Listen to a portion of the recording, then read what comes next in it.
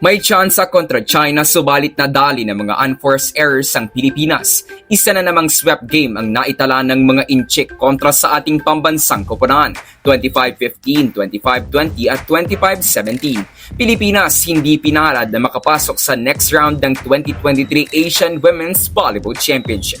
Good day ka-trending, this is Ron Michael, the voice artist of this channel. Ngunit bago natin yan pag-usapan ay huwag mong kalimutan mag-subscribe and click the notification bell para updated ka sa latest Pilipinas volleyball trends.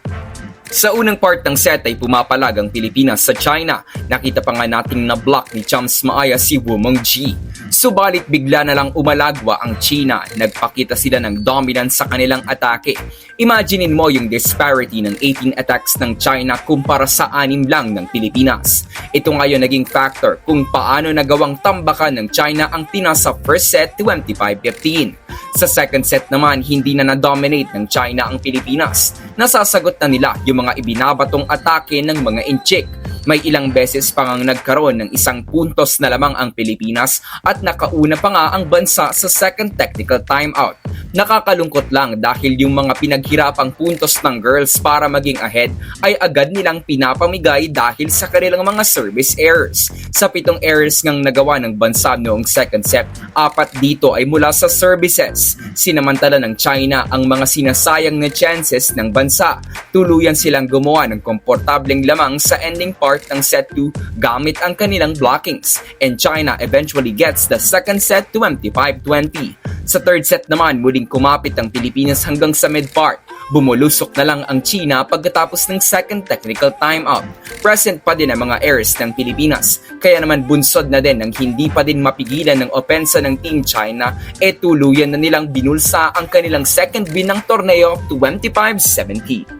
Napakasakit sa mata na may tsansa na mas maging dikit ang game ng Pilipinas kontra China. Baka nga nakabingwit pa ng set victory ang ating NT. Pero hindi makontrol ng girls ang kanilang errors. Lalo na yung sa services na kailangan lang nilang maipasok at baka makapuntos pa.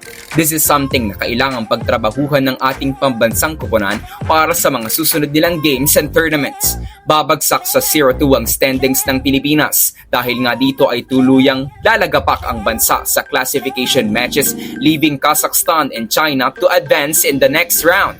Para sa last game ng elims, makakalaban ng Pinas ang Hong Kong on September 1. Isang volleyball game na naman ang binalis ng China kontra Pilipinas. Mula nga sa aming unofficial record, huling nanalo ng set ang Pilipinas kontra sa China noon pang 2015 Under 23 Asian Women's Volleyball Tournament. So ibig sabihin more or less 8 years ng bigo na makapanalo ng kahit isang set man lamang ang Pilipinas kontra sa China. Nevertheless, bigyan pa din natin ng credit ang game na nilaro ng ating batang national team. Bawat laro ay ibinibida nila ang kanilang improvement at katulad ng mithiin ng karamihan ay sanay maalagaan ang mga core players sa lineup na ito at madagdagan na lang ng iba pang talento ng bansa. At sa tamang sistema at programa ay dadating din ang panahon na mananalo tayo ng set or even game against a strong world contender like Team China. So that's it for today's video ka-trending. Do not forget to subscribe and click the notification bell para updated ka sa latest ganap ng women's volleyball ng Pinas. Thanks for watching. Bye for now!